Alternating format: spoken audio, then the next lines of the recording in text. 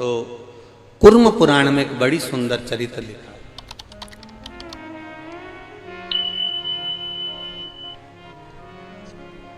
बड़ा सुंदर चरित्र। एक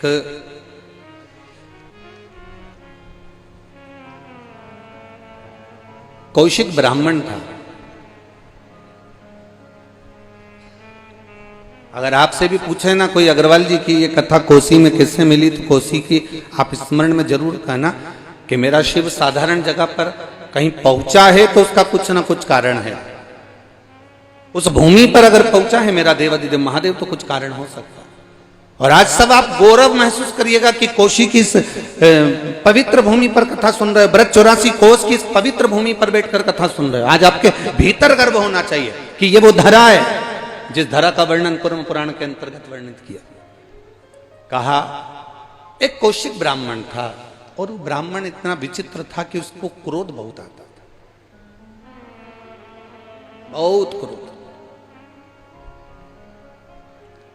और इतना चिड़चिड़पन, इतना क्रोध और गलत कार्य करना, गलत विचार रखना, गलत सोच रखना और चिल्ला चोट करना, ये वो कौशिक ब्राह्मण जो था उसको बड़ा क्रोध भरा हुआ था।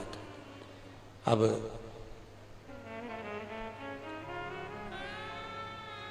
बहुत क्रोध उसके भीतर जब समाहित हो गया, धीरे धीरे धीरे धीरे उसके शरीर में एक रोग हो गया। एक रोग उसके जीवन में, एक शरीर में एक रोग आ गया और उसके शरीर में कोढ़ का रोग हो गया। उसका शरीर गलने लगा, पांव की उंगलियां गल रही है, हाथ की उंगलियां गल रही है, शरीर की हथेलियां गल रही है, पूरा शरीर, नाक, कान सब गलने लगे, होठ सब गल रहे। उसकी एक पत्नी थी जिसका नाम था कौशी, जिसको कुर्म पुराण में कौशिकी भी कहा गया। उसका नाम था कौशी, जिसको कौशिकी भी कहा गया। पत्नी को दिखा कि मेरा पति बहुत चिड़चिड़ा है, क्रोधीला है, अपशब्द कहता है, गाली देता है, आड़ा टेढ़ा कहता है, पर उसके शरीर में रोग हो गए। अब धर्म पत्नी जो होती है ना, वो बड़े धर्म को निभाती भी है। अगर पति बीमार पड़ा है तो उसकी सेवा में तल्लीन भी रहते हैं। कोसी ने अपने पति को देखा कि ये कोढ़ से ग्रसित है, सारी दुनिया उससे नफरत कर रही है। एक तो वो चिड़चिड़ा, अपशब्द बोलने वाला, ताना देने वाला, और पत्नी उसकी सेवा में लगी है। सेवा में लगी ऐसी कि पति आज भी चिड़चिड़ा, अभी भी क्रोध कर रहा है। इतना रोग होने पर, शरीर में इतना कष्ट होने पर भी अगर 1 मिनट देरी से अगर भोजन ला कर दे पत्नी, तो पति उस थाली को उठाकर पत्नी के मुख पर मार देता।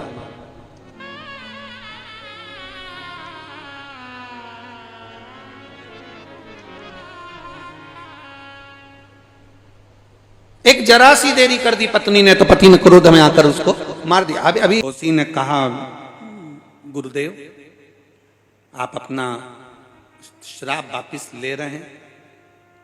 कौशी कहती है श्राप वापिस लीजिए। मांडव जी कहते हैं मैं नहीं ले सकता। कौशी ने भी कह दिया, मैंने अपने पति की सेवा करी है, यदि मैंने अपने पति को परमेश्वर मानकर सेवा करी तो मैं भी आज श्राप देती हूं कि कल का सूर्य उदय ही नहीं होगा।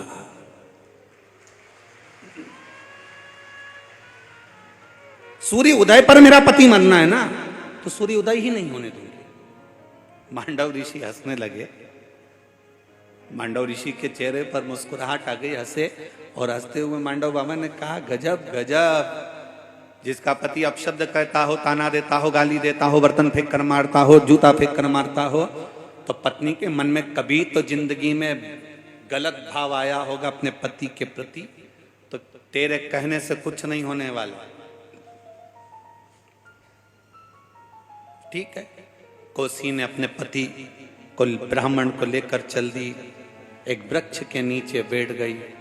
दूसरा दिन सूर्य उदय ही नहीं हुआ, तीसरा दिन सूर्य उदय ही नहीं हुआ, चौथा दिन सूर्य उदय ही नहीं हुआ। देवता हाहाकार मच गई देवलोक में, सूर्य क्यों नहीं उग रहा? सारे देवता सूर्य भगवान के पास पहुंच गए। नारायण नारायण, सूर्य नारायण ने पूछा क्या है, तुम प्रकट क्यों नहीं हो रहे, उदय क्यों नहीं हो रहे।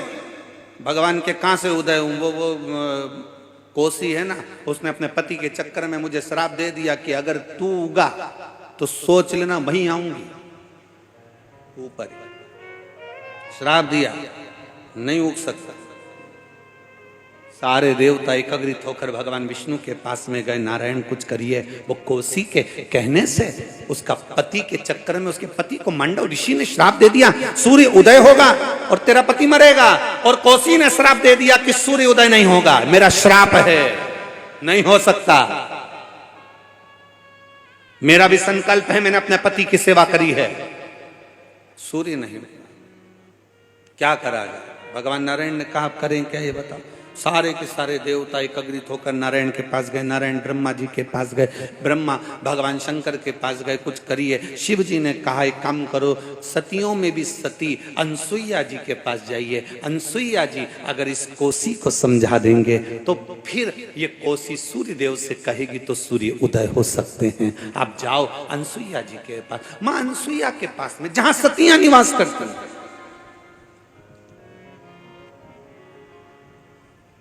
जहां सात्वित्वमान नारी निवास करती है।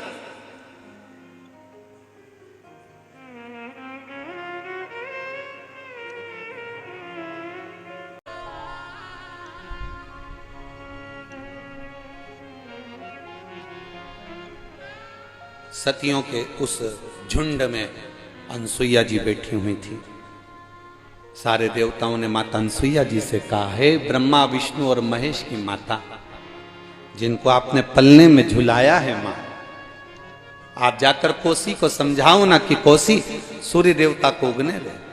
अनसुईया जी कोसी के पास पहुंचती हैं। अनसुईया जी ने कोसी से कहा, कोसी तो पतिव्रता धर्म का पालन करने वाली पवित्र नारी है, तो मेरे लोक में सात्वित्व लोक में निवास करेगी, अनसुईया के इस धाम में आएगी, पर तू सूर्य को क्यों नहीं कहती कि तू प्रकट हो जा, उसको उदय होने दो ना।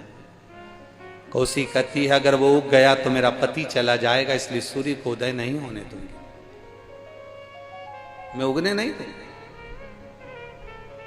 अनसुईया जी ने कहा, मांडव बाबा का श्राप है, श्राप निष्फल नहीं हो सकता।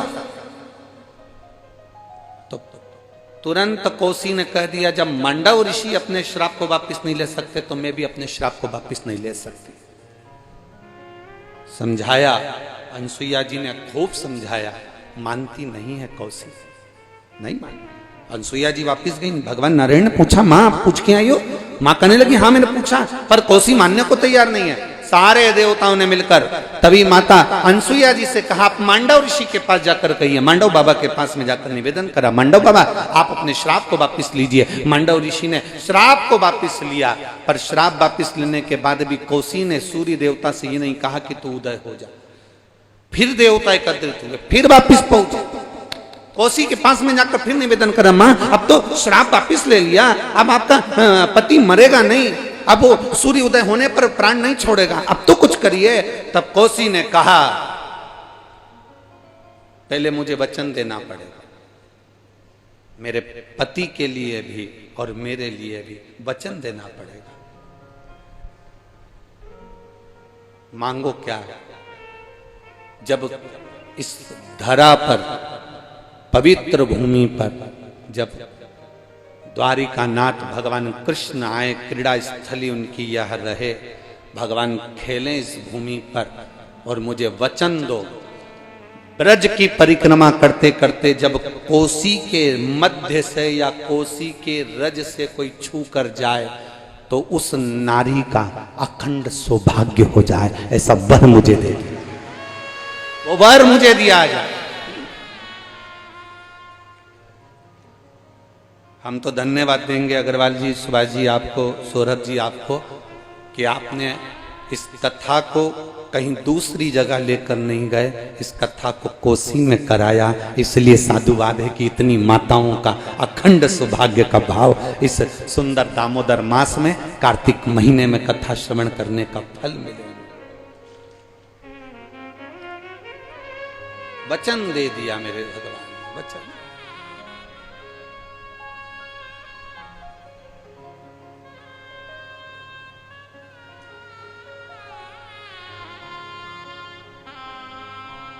जैसे चांद में है लाली, मेरे घर में रहे उजियाली। जैसे चांद में है लाली, मेरे घर में रहे उजियाली। है ज्योत माता, मेरा चूड़ा अमर करो ना। हे ज्योत माता, मेरा चूड़ा अमर करो। भगवान स्वयं कर रहे हैं, स्वयं मेरे बाबा स्वयं कर रहे हैं। पार्वती जी कह रही है कि इस ब्रज रज में मेरे कृष्ण आए, मना नहीं। जिस रज पर आप स्वयं विराजमान, स्वयं। एक नारी का जीवन माना, कई कई पति आप शब्द कर देते हैं, गालियां दे देते हैं, आड़ा टेढ़ा कर देते हैं, ताने दे देते हैं, कोई शब्दों का बाण छोड़ देता है, कोई शब्द कर देता है, कोई गाली दे देता है। हम कहेंगे पतियों से भी अपने घर की अर्धांगिनी की, अपनी पत्नी का सम्मान करना सीखो। और पत्नियों से विशेष निवेदन रहेगा, वो चोटी वाली बाई की फिल्म देखी हो तो उसमें वो कहती जैसा भी है मेरा। मुख से एक शब्द ना निकले उसके लिए, आड़ा टेढ़ा ना निकले उसके लिए। और मेरी जीजियों और मेरे जीजाओं, एक बात अपने भीतर उठार कर रखी है कि आप ब्रज की रज में रह रहे हो। प्रयास करना कि इस रज में वही जन्म लेता है, इस रज में वही आता है जिसको मेरे भगवान ने पूरी तरह से धोकर बर्तन को साफ करा हो। वही बर्तन स्टैंड पर रखाता है। कथा करे देवराज को नहीं मालूम कि मुझे कैलाश धाम क्यों मिल गया। फिर भी देवराज ने नंदी पर चढ़कर जब देवराज जा रहा था, नंदी पर बैठकर जब देवराज चल रहा था, नंदी पर चढ़कर जब देवराज जा रहा था, तब शिव जी से पूछ लिया, बाबा मैंने कोई पुण्य नहीं करा, मैंने कोई सत्कर्म नहीं करा, मैंने तो चोरी करी है, गलत बुद्धि, गलत विचार, गलत दृष्टि मेरे अंदर थी, मैं गलत कार्य करता था बाबा। बाबा इसके बाद भी मेरे जैसे पापी को आप कैलाश धाम ले जा रहे हो, आप मेरे जैसे पापी को कैलाश लेकर जा रहे हो बाबा। बाबा ऐसा मैंने पुण्य क्या कर दिया, ऐसा मैंने पुण्य करा क्या। शिव कथा कहती है, बाबा देवाधिदेव महादेव का संवाद करा। भगवान शंकर कहते हैं ये तेरा पुण्य तो केवल इतना सा है कि जब तेरे शरीर में बुखार आया, ताप पड़ा, तेरे शरीर में जब कष्ट होने लगा तो तू शिव मंदिर में जाकर छुप गया। चोरी का धन तेरे पास में था और तू शंकर जी के मंदिर में जाकर छुपा। वहां शिव महापुराण की कथा चल रही थी, शिव महापुराण की कथा चल रही थी और ब्राह्मण देवता थोड़ी थोड़ी देर में चिल्ला रहे थे, हर हर महादेव। तेरे शरीर में जब कष्ट हो रहा था तो तुझसे वो कथा में मन नहीं लगाता, पर तू शिव मंदिर पहुंचा, भले चोरी का धन लेकर पहुंचा, भले बीमार अवस्था में पहुंचा, भले बेकार अवस्था में पहुंचा, पर पहुंचा।